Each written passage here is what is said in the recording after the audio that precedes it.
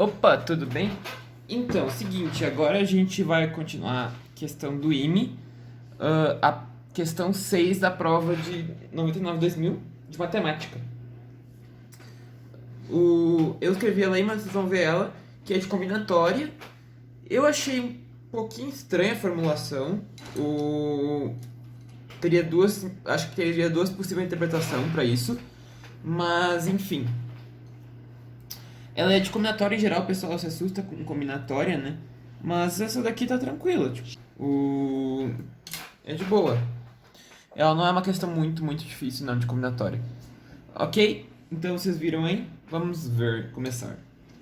Tá.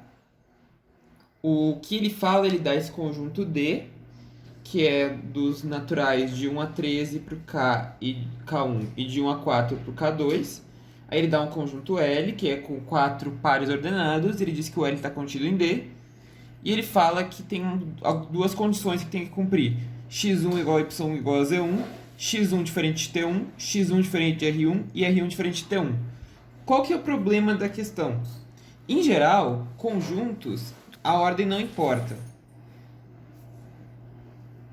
O problema é que se a ordem não importa, se não importa, qual que é o sentido de tu botar que o x1, que é o primeiro, é igual ao do segundo, que é igual ao do terceiro? A princípio seria qualquer três pares ordenados, mas ele definiu como x1, y e z1. Então fica estranho, será que a ordem importa ou não importa? A princípio um conjunto não importa.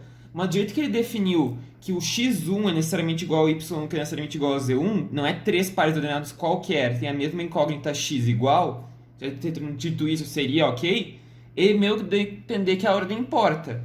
Então eu no dia botaria que a ordem importa. Mas não sei o que consideraram, porque não tem como saber, não divulgam gabarito. Não tem como saber o que eles consideraram aquela vez. Mas pelo que está enunciado, parece que a ordem importa, mesmo que conjuntos, a princípio, não importa a ordem. Se a ordem importa, a gente fala depois do segundo caso. Vamos fazer primeiro que a ordem importa e segundo que a ordem não importa. Se a ordem importa, bem, o x1 eu tenho, como ele é determinado pelo K1, o K1 tem de 1 até 13. Então o x1 eu tenho 13 opções.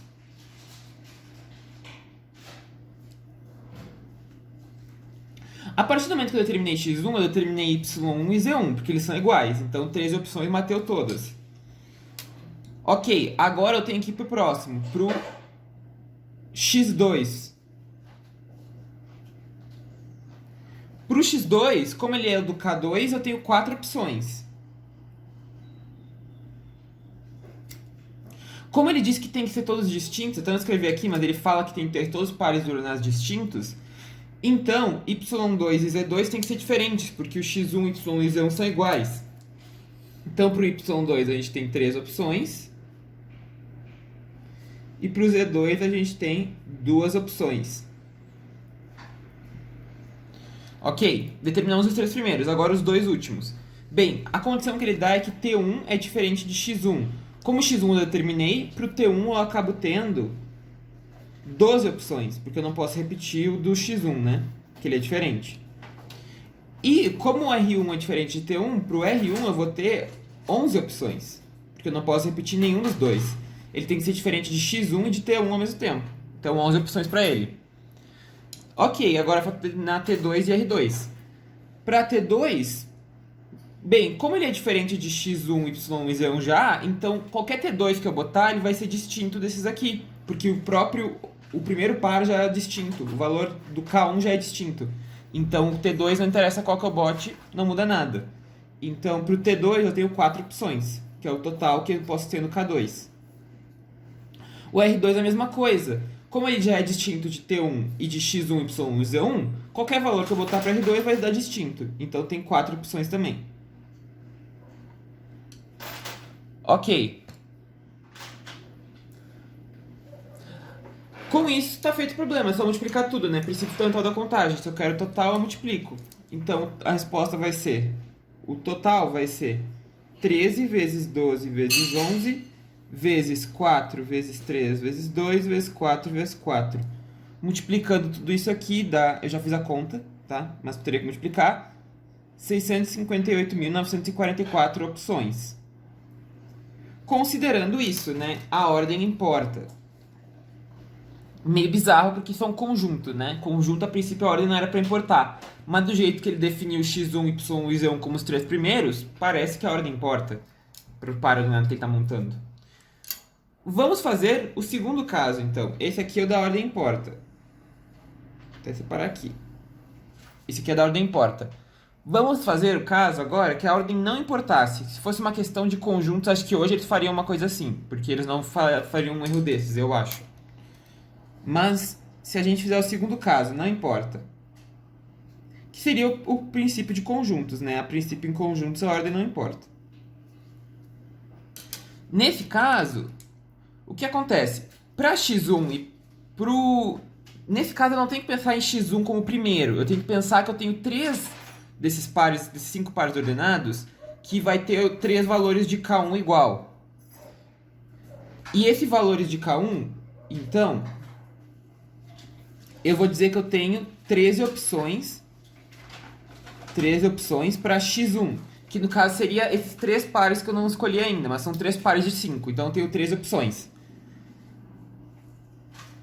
Bem, determinadas essas 3 opções que determinam x1, y1 e z1, eu tenho que pensar que eu tenho que escolher os outros pares, que é o k2. Para isso, como eu tenho 4 opções, eu vou fazer uma combinação de 4 e eu vou escolher 3. Não importa a ordem, não importa quem é x, quem é y, quem é z. Só importa que eu tenho 3, que tem o mesmo valor de k, 1, e tem valores de k2 distintos, não importa a ordem.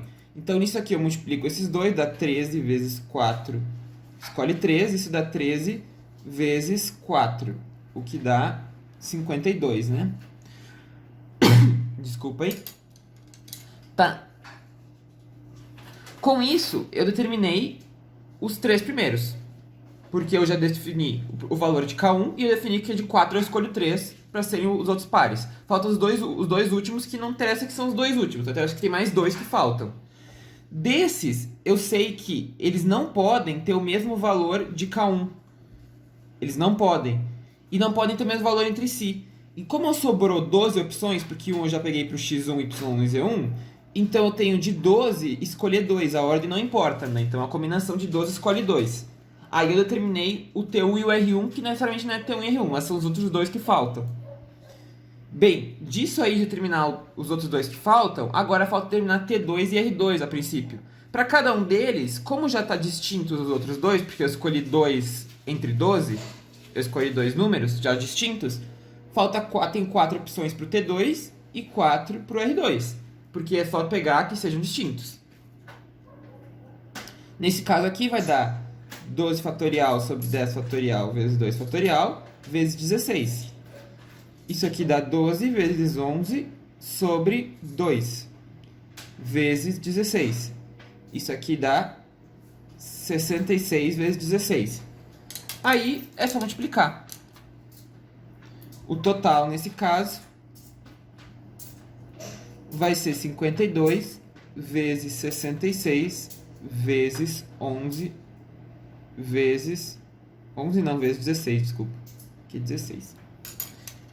Tá? E fazendo essa conta, dá 54.912. Ok? Então, aí fechou.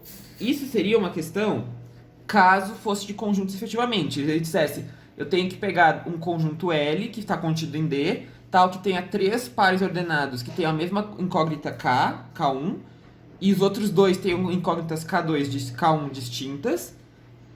Se fosse esse caso, aí seria isso aqui.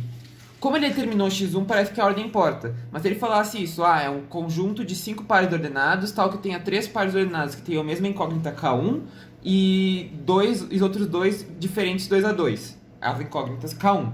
Aí seria esse caso aqui que a ordem não importa, né? Que seria um caso de conjunto mesmo. Mas é isso.